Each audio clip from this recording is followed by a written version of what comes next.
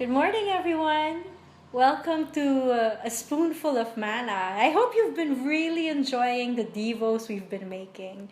And if there's any comment that you have or any reaction that you have, press like, press that smiley face, that heart face. If you're angry at what I say, press that angry face. There's a freedom for you to do so. But we'd really love to hear feedback from you. Now, last week we took up what if your dreams die? And in fact, the whole of July has been about dreams. And for this August, it's still about dreams. So expect devos on dreams, both the kind of dreams where you are awake and you're wanting something, you're dreaming of something, planning, conceiving of something, and the other kind of dreams where you are sleeping, the dreams that come through the night watches. So we will have something on that in the coming weeks. Today, however, we will be talking of how God is when your dreams die. So in a way, this is like part 2 of last week's Devo with Joseph. So what happens when your dreams die? What happens? Like, what does God do? Okay. Now, for this one, I'd like to title this particular Devo with the words, "When the Lord broods." What does it mean to brood? I mean, that's not a word that we often use this day and age, right? But to brood means to hatch, to conceive, to plan. So, where in the Bible does the word brood come? Okay, early on in the book of Genesis, in fact, in the first verse, this is what it says. In the beginning, God created the heavens and the earth. Now the earth was formless and empty. Darkness was over the surface of the deep, and the Spirit of God was hovering, or in some versions, the Spirit of God was brooding over the waters. Okay, so picture this. Okay, you have the earth that is still formless, so it's not like the circular mass that we know it to be.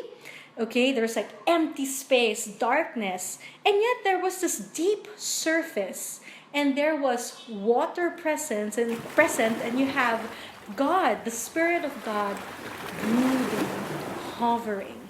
Now, in some other versions, like in the Living Bible, this is what it says. When God began creating the heavens and the earth was shapeless, a chaotic mass with the Spirit of God brooding over the dark vapors. So, take the word shapeless and chaotic. A while ago, we have formless, empty, darkness. Those are like really negative words. And then here, one more version. The Message version goes, God created the heavens and the earth. All you see, all you don't see. Earth was a soup of nothingness, a bottomless emptiness, an inky blackness. God's Spirit brooded like a bird above the watery abyss. That's really picturesque, isn't it? Nothing, a soup of nothing, nothingness, bottomless emptiness, inky blackness. Like, if there's something like an ultra negative, you have that at the beginning. Okay, so in many ways, that is how the deepest, darkest nothing can happen, can be described in our lives, isn't it? When we go through something difficult, something that we know gives us chaos, or something that for us makes us feel empty, nothing, formless. When we feel like whatever plans we have, suddenly get shattered, and we're like, okay, what happened to this? Everything that I thought of, everything I dreamed of, it's formless now. Okay? What we can do is take our cue from Genesis 1. If at the beginning we have something formless, nothing, black, inky darkness, chaotic mess happening, God didn't see that as something to be scared of. Like, for him, it was like, okay, above all this, I will hover. Above all this, I will brood. And again, what does brood mean? To hatch, to conceive, to plan.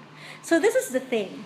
whenever our lives are in a chaotic mess, or whenever we are in a state of disarray or nothing, feeling like we're nothing, when everything is just so black, so inky, we're actually not alone. We have the Spirit of God hovering, brooding over our darknesses. And, Genesis 1, it doesn't stop there. In verse 3, it goes, and God said, let there be light. So this is the stage for light. The stage for light is the worst kind of darkness. It's like the best time for light to be called forth. And who again is the light of the world?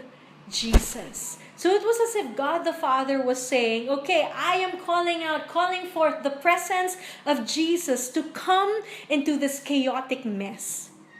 And this is where hope should spring up for us. Whenever we are in that state of blackness, God is brooding, and He is there so ready to declare, let there be light. Let's remember that. And does the presence of Jesus do anything? Yes.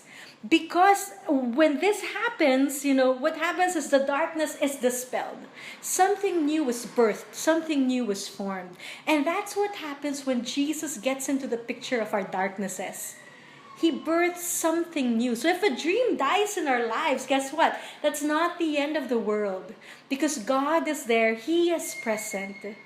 And Jesus, being the light of the world, He changes. He changes the darkness and brings in hope, brings in Himself, His presence. Okay, so God will challenge the existence of nothing and confusion and emptiness. When He is there, He brings forth life. Isn't it comforting that such a command exists? And I kid you not, it is a command, right? Let there be light. So if you are someone who has given your life to Jesus, you can be rest assured of the fact that your state will not just be in a tumbling mess forever. Because God is there, and He's just one command away of changing the situation. Again, it's not us who commands, it's God. It's God. But what we do is we have to be aware. And one of the beautiful things in the book of Genesis is the power of words, no? Because God would call for things into being. If you haven't read Genesis 1, you do so. Because here, God would go, let there be an expanse between the waters to separate water from water. Let the land produce vegetation. Let there be lights in the sky. So what does God do is He calls forth things into being. That is the power that comes from God speaking a word. And the beautiful thing about us as humans is God has given us the faculty of the spoken word, which is powerful. So if ever we are in a situation that's really, really horrible, guess what? We can speak to our situation. We can speak to our wildernesses and say, hey, streams in the desert. Jesus can actually form streams in the desert. We can use our mouths to speak heaven into the darknesses of our situation. Speaking hope, speaking life, saying, no, this is happening, but guess what? There is hope. Jesus is here. Okay, so whenever we are in a situation of darkness, we can declare the presence and reality of Jesus. Okay, and it's also good to know that when the Lord plans for us, it's always to give us hope and a future. I know that Jeremiah 29:11 is like a verse that's been used and overused, but it's still a beautiful, beautiful verse. And yes, it was used when during the time of the Israelites and the exiles, But still, I believe this verse is one of those key verses that jumps out and gives hope to the heart that feels like there is no more hope. When plans are just so destroyed, God would go, no, I have plans for you. And these are plans to give you hope and a future. Okay, and that being said, we should see our lives as a beautiful, I do not call it a tablet, but a beautiful canvas. Okay, beautiful canvas where God is allowing us to dream again. because again, there is light in the picture. And I'm thinking now of color and paint. For us who paint, you know how let's say red pigment is made when light bounces off and red comes out. Okay, or yellow comes when light bounces off and yellow comes out. So there is this play between color and light.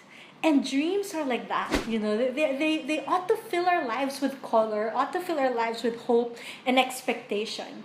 And so when we have God giving us our lives, it's like, hey, let's paint together. Let's dream. Let's dream. And if the canvas has like black areas, God will go, whoops, no, let there be light. Let there be yellow. Let there be pink. Let there be blue. Let there be green. So, this is God. In the darkest hours of the night, in the death of our dreams, in the chaotic messes, He will always be there brooding, always be there ready to give the command, let there be light. So I hope that this inspires you. I hope that this gives you a lot of hope. And if ever you're in a situation right now where you feel like a chaotic mess or you feel like you're in inky blackness, speak to your situation and thank the Lord that He is the light of the world and that He can dispel any darkness in your life. That's it. Bye. See you next week.